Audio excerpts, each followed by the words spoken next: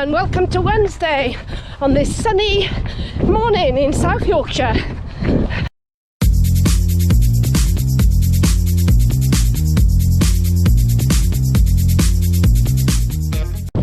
So I'm now 3 miles into a 12-mile run.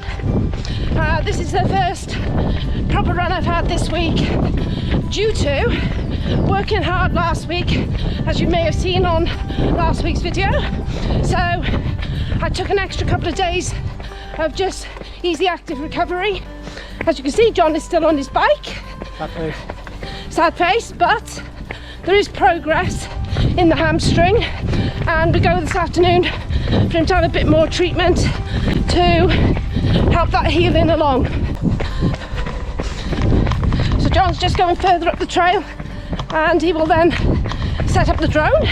So he's having great fun with the new toy, getting some great footage, although it's been a little bit too breezy to go up too high at the moment. So we're waiting for a nice calm day where we can get some really great aerial shots.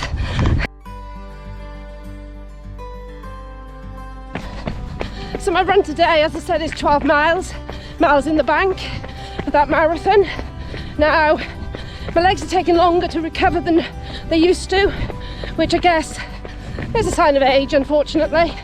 However, I hope on the way back, if the legs feel all right, I might try a few marathon pace miles. So I said about the legs taking longer to recover as you get older, which is true, although I think it's more to do with the number of years I've been running rather than age.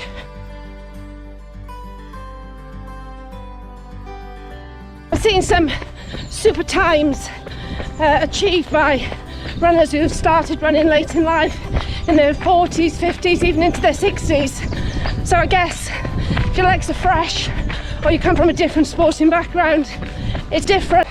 So it's half term for us, and during half term we normally like to get out to a few new places. So in this video, hopefully, we will be bringing you a few different places that we're going to explore. But today we're on a place that's special to us, which is our local trail. It's called the Trans-Pennine Trail, and it's a 10-mile stretch from Wortley up to Dunford Bridge with 2 minor road crossings, so it's ideal for running. So this is the old Woodhead line that ran from Sheffield to Manchester, and it was opened in 1845.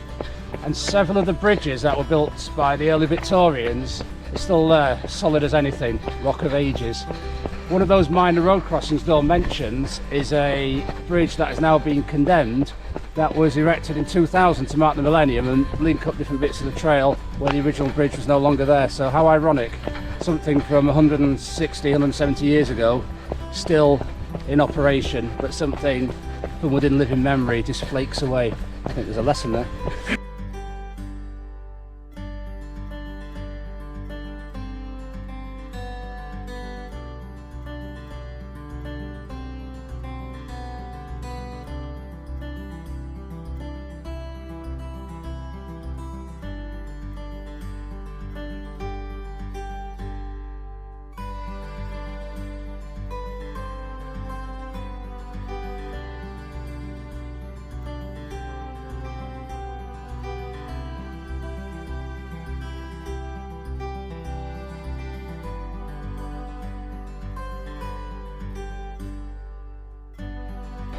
So that is 12 miles done, and I did manage to do the last 4 miles at marathon effort, which was a heart rate between 142 and 145.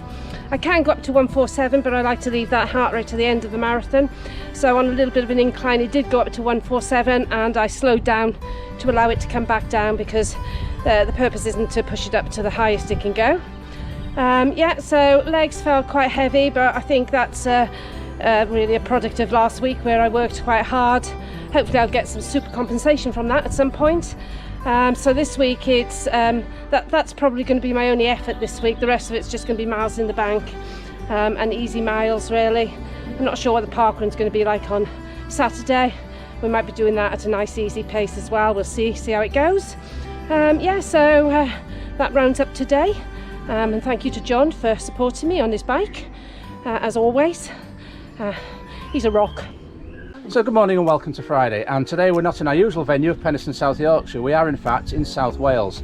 We are near the town of Crickhowell in the distance. There's the Monmouthshire and Brecon Canal just beneath us and the River Usk. So what's going to happen this morning, I'm going to try 1 mile on a 1 minute on, 1 minute off basis, run a minute, walk a minute to try and loosen up this hamstring, ready for parkrun tomorrow. And I'm going to come back, I'm going to get my bike, and Dawn is going to do 6 miles. Up and down the canal. We've actually managed to book somewhere. It's just 50 yards from the canal. It's got a beautiful towpath, nice and compact, nice and flat, and it just runs for I think 38 miles altogether, the canal. Looking forward to it. Plenty of running routes.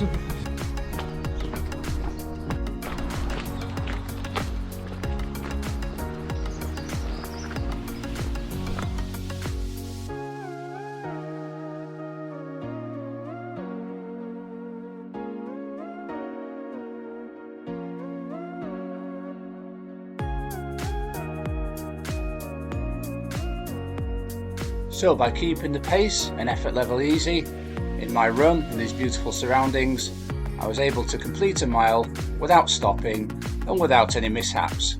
Here's hoping for more. So yes, I'm just about to start my run, and I'm going to run down there on that canal. It's a beautiful morning, a beautiful place to run, and be accompanied by my wonderful husband on his bike. So we started this run at bridge number 118. Nice number for a runner.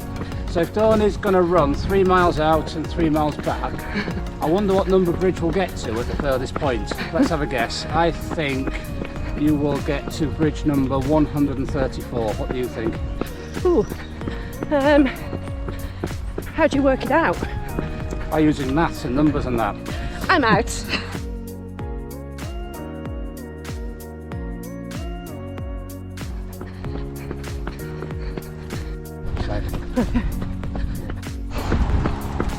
So as runners, by necessity, we do most of our running near to where we live, and I guess most people do that.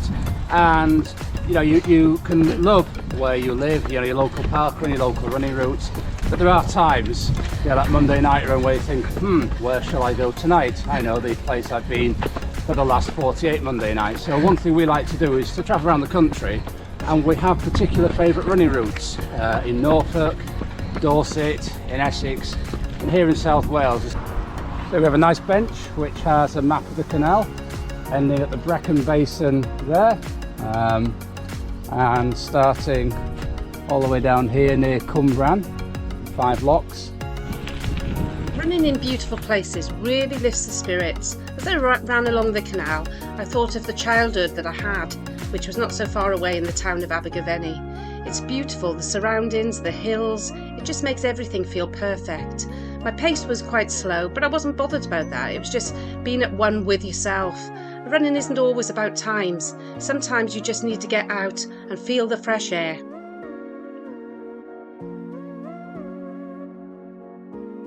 The run also took us past the Llangattock lime kilns, with a display board showing what the site would have looked like around 150 years ago at the height of the Industrial Revolution.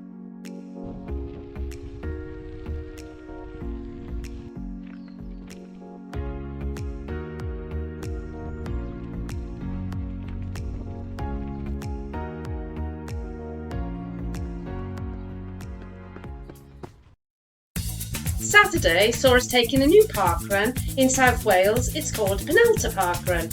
Yes, this is a brand new parkrun for us, and completed I think our 16th parkrun that we've done in the country of Wales. The run took place on an old colliery site. And this was yet another reminder of the rich industrial heritage of South Wales. Personally, I was very pleased to complete the whole run without stopping, my longest run in over 17 days. Welcome to Sunday. I've got my running partner back. Here we have the carrot.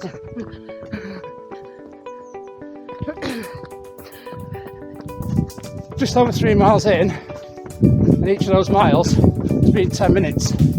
And this is someone who 4 weeks ago was running 9-minute miling at this sort of effort. But I'm very much sticking to effort levels. The heart rate's low zone 2, around 70% for me. It's absolutely the right thing to do. Some runners will be spooked, thinking, I lost all my fitness. I need to be running the pace I was before my injury. But if you look around, one running channel we follow, running with Andy Maguire, you look at the massive gains he's making at the minute, the chunks he's taken off his PBs, and one of the secrets or ingredient of his success is his ability to go and run his easy runs easy. He's knocked out a 1:40 half marathon, but he'll go and run 10 and a half, 11 minute miling should the effort level dictate it. Devon is another one. Paul, fantastic runner, shooting for 2:52 marathon. Yeah, he'll often run 10 minute miling or more because you want to nail your sessions and your runs, not post up funky numbers on Strava on your easy runs. So obviously I've not lost a minute mile fitness in 17 days.